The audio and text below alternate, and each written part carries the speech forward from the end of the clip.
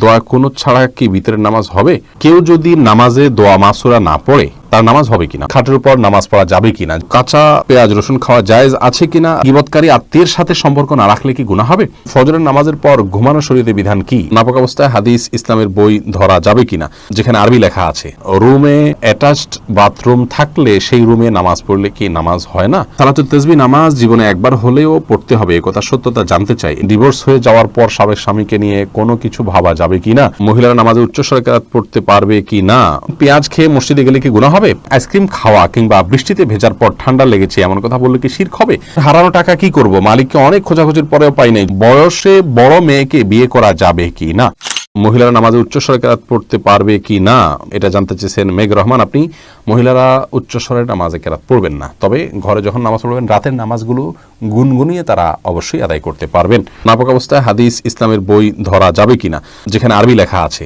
ধরা যাবে, কোনো অসুবিধা নেই। কোরআনে কারীম যদি থাকে শুধু কোরআনে কারীম স্পর্শ করবেন না, এছাড়া ইসলামিক বই পুস্তক সেখানে হয়তো কোনো একটা পাতায় আধা লাইন এক লাইন হয়তো আরবি লেখা আছে বা হাদিসের মূল পাঠ আছে, সেটি আপনি নাপাক অবস্থায় বা মাসিক চলা অবস্থায় ধরতে পারেন, তাতে গুনাহ হবে না পিরিয়ড অবস্থায়।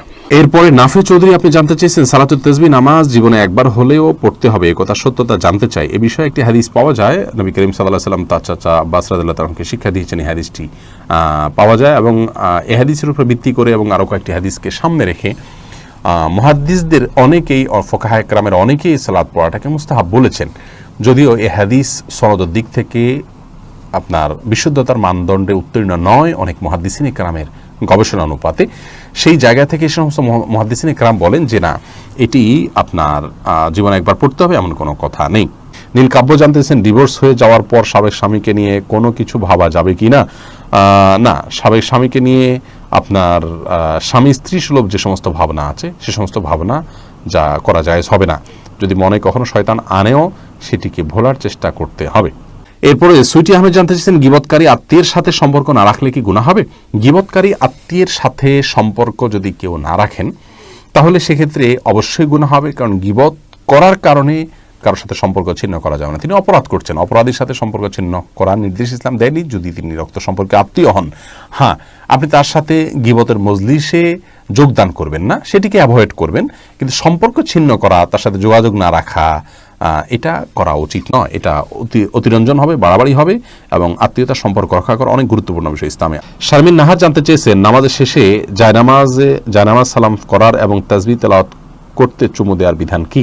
নামাজ শেষে জায়নামাজকে সালাম করা কিংবা তাসবিহ কোরআন তেলাওয়াত এগুলোকে আপনার চুমু দেওয়ার কোনো বিশেষ প্রয়োজনীয়তা নেই, বরং এগুলোকে যদি কেউ সিস্টেম মনে করেন, এগুলোকে যদি কেউ তেলাওয়াতের আদব শিষ্টাচার হিসেবে বানিয়ে নেন, নিয়ম বানিয়ে নেন, তাহলে সেটি বিদআতে পরিগণিত হবে। আমরা যে নামাজে সিজদা করলাম এটার সাথে আমাদের চুমু খাওয়ার বা এটার প্রতি শ্রদ্ধা দেখানোর মতো কিছুই নেই। যে তাসবিহ আমরা ব্যবহার করলাম সেটা ব্যবহার করার সাথেও সেটাকে শ্রদ্ধা করারও বিশেষ কোনো কারণ নেই। হ্যাঁ, কোরআন কারীমে আল্লাহ তাআলার কালাম, সেই জায়গা থেকে আপনি ভালোবেসে কখনো চুম্বন করলেন ভিন্ন কথা, কিন্তু যদি আপনি তেলাওয়াত করলেই এটা করতে হবে এমনটি আবশ্যক বানিয়ে নেন তাহলে সেটি পরিত্যাজ্য হবে। এরপরে মাজার ইসলাম জানতে চেয়েছেন হারানো টাকা কি করব, মালিককে অনেক খোঁজাখুঁজির পরেও পাই নাই, যদি পরিমাণ অনেক অল্প হয় আপনি গরিব হলে আপনি নিজে খেয়ে ফেলতে পারেন অথবা অন্য কাউকে দান করে দিতে পারেন, আর যদি অনেক বেশি হয় তাহলে যথেষ্ট খোঁজাখুঁজি করার পর, যথাযথ উপায়ে খোঁজাখুঁজি করার পর, বিজ্ঞপ্তি দেওয়ার পর, আশেপাশে ঘোষণা দেওয়ার পর কোনোভাবে পাওয়া না গেলে পাওয়ার আশা ছেড়ে দিলে আপনি এই টাকাটা কোনো গরিব দুঃখীকে দান করে দিতে পারেন। আপনি নিজে অভাবী হলে আপনি নিজেও এটা ভোগ করতে পারেন, তার পক্ষ থেকে সওয়াবটা তার পক্ষে যুক্ত হবে ইনশাআল্লাহ। বিপ্লব জিএম আপনি এডি থেকে জানতে চেয়েছেন আইসক্রিম খাওয়া কিংবা বৃষ্টিতে ভেজার পর ঠান্ডা লেগেছে এমন কথা বললে কি শিরক হবে? সরাসরি এটাতে শিরকে আকবর হবে না, কিন্তু এগুলো যদি এমনভাবে বলেন যে আইসক্রিম খাওয়াতেই হয়েছে, বৃষ্টি ভেজার কারণেই হয়েছে, খুব স্ট্রেস দিয়ে বা এমনভাবে বললেন যে বোঝা গেল যে এটাই মূল কারণ, একমাত্র কারণ আপনি নির্দিষ্ট করে দিচ্ছেন, ফিক্স করে দিচ্ছেন, এরকম বললে সেটা শিরকে আসগর হবে, ছোট শিরক হবে, যেটি অ্যাভয়েড করা উচিত বা বর্জন করা উচিত। বৃষ্টি ভিজলাম এর পরেই ঠান্ডা লেগেছে, আল্লাহ ভালো জানে, হয়তো এই কারণেই হয়েছে, এরকম বলা যেতে পারে।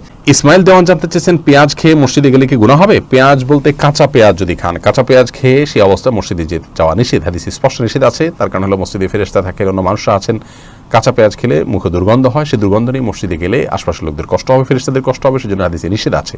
অতএব কাঁচা পেঁয়াজকেও খাওয়ার পর ভালো করে মুখের দুর্গন্ধ দূর করে, সেটি অন্য কিছু খেয়ে হোক, ব্রাশ, মেসওয়াক ইত্যাদি হোক, যেভাবে হোক অন্য কোনো উপায়ে মুখের দুর্গন্ধ দূর করে তারপর তিনি মসজিদে যাবেন না। মোহাম্মদ তানভীর জানতে চেয়েছেন, বয়সে বড় মেয়েকে বিয়ে করা যাবে কি না? অবশ্যই করা যাবে। বয়সে আপনার চাইতে আপনি যাকে বিয়ে করবেন তার বয়স যদি বেশি হয়, বিয়ে করাতে কোনো অসুবিধা নেই।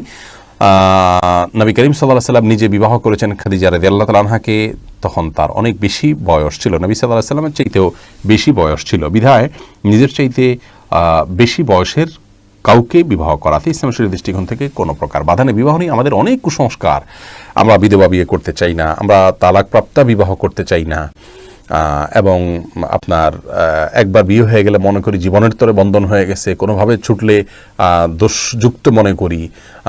এইগুলোর সবগুলো আমাদের সমাজের অপসংস্কৃতি, এগুলো অনেক অন্যায়ের দুয়ারকে উন্মোচন করে। বিবাহ বিষয়টাকে শরীয়ত অনেক ইজি করেছে। সাহাবায়ে কেরাম পুরুষ হয়তো একাধিক বিয়ে করছেন, সেটাও যেমন তাদের কাছে স্বাভাবিক ছিল, নারীদেরও একাধিক জায়গা বিয়ে হচ্ছে সেটা সম্পূর্ণ স্বাভাবিক মনে করা হচ্ছে। এখন 2-3 জায়গা বিয়ে হলে, তালাক হলে তাকে মানুষ মনে করে যে লোকটা খারাপ বা ভালো মানুষ নয়। এটি সম্পূর্ণ একটি ষড়যন্ত্র অংশ। ইবলিস আমাদের সমাজকে অস্থিতিশীল করবার জন্য এই কালচারগুলো প্রবেশ করে দিয়েছে সমাজে। এগুলো আমাদের যত বেশি আমরা বুঝতে সক্ষম হব, ততই ইনশাআল্লাহ কল্যাণের পথে অগ্রসর হতে পারবো। ফাতেমা ইসলাম জানতে চেয়েছেন, রুমে অ্যাটাচড বাথরুম থাকলে সেই রুমে নামাজ পড়লে কি নামাজ হয় না? এটা কতটুকু সঠিক? না, এটা ভুল কথা। অ্যাটাচড বাথরুম থাকলে সেখানে নামাজ হবে না এমন কোনো কথা কোরআন অথবা হাদিসের কোথাও বলা হয়নি। এটি যদি কেউ বলে থাকে তাহলে সেটি তার পক্ষ থেকে অতিরঞ্জন অথবা মন গড়া কথা ছাড়া আর কিছু নয়। এমডি ওমর ফারুক জানতে চেয়েছেন, ফজরের নামাজের পর ঘুমানো শরীয়তের বিধান কি? এটি জায়েজ আছে, তবে অনুত্তম কাজ। নবী করিম সাল্লাল্লাহু আলাইহি ওয়াসাল্লাম দোয়া করেছেন, আল্লাহুম্মা বারিক লি উম্মতি ফি বুকুরিহা, আল্লাহ আমার উম্মতের জন্য সকালের সময়টাতে আপনি বরকত দান করুন। অতএব সকালের সময়টাতে না ঘুমানো উচিত বা উত্তম। কেউ অসুস্থ থাকলে ভিন্ন কথা, বৃদ্ধ হলে ভিন্ন কথা। তবে যদি কেউ ঘুমান, তিনি কোনো বড় গুনাহ করেছেন, অপরাধ করেছেন, এই লেভেলের সমস্যা নয়, অনুত্তম আর উত্তমের বিষয়টি এতটুকু। তাছাড়া নবী সাল্লাল্লাহু আলাইহি ওয়াসাল্লাম সকালে ঘুমাতেন না কখনো, সেজন্য এটি সুন্নাতের খেলাফ। কাঁচা পেঁয়াজ রসুন খাওয়া জায়েজ আছে কিনা রাসেল জানতে চেয়েছেন। জি, অবশ্যই কাঁচা পেঁয়াজ রসুন খাওয়া জায়েজ আছে। কাঁচা পেঁয়াজ রসুন খেলে গুনাহ হবে না, তবে কাঁচা পেঁয়াজ বা রসুন খেয়ে মসজিদে যাবেন না। কাঁচা পেঁয়াজ রসুন খাওয়ার পরে মুখের দুর্গন্ধ দূর করে তারপর মসজিদে যাবেন। জান্নাতুল ফেরদাউস আপনি জানতে চেয়েছেন, খাটের উপর নামাজ পড়া যাবে কিনা? জি, অবশ্যই যাবে। খাটের উপর নামাজ পড়াতে কোনো অসুবিধা নেই। অনেকে মনে করেন যে খাটের উপরে বা বিছানা চাদর উপর নামাজ পড়া যেন বিছানা চাদর ধোয়া থাকে, পরিষ্কার থাকে, নাপাক দেখা না যায়, কোনো নাপাকের আলামত না থাকে, তাহলে সেখানে সালাত আদায় করতে কোনো অসুবিধা নেই। সিরতাজ আন্নি আপনি জানতে চেয়েছেন, কেউ যদি নামাজে দোয়া মাসুরা না পড়ে তার নামাজ হবে কিনা? হয়ে যাবে। দোয়া মাসুরা পড়া এটা ফরজ বা ওয়াজিব নয়। রাকিবুল ইসলাম জানতে চেয়েছেন, দোয়া কুনুত ছাড়া কি ভিতরের নামাজ হবে? হলে তা দেখুন, দোয়া কুনুত এটি ভিতরের জন্য ওয়াজিব। অনেক উলামা ইকরাম এটিকে সুন্নাহ বলেছেন, যেমন আরবিয়ান স্কলাররা, সৌদি উলামা ইকরাম এটিকে সুন্নাহ বলেছেন।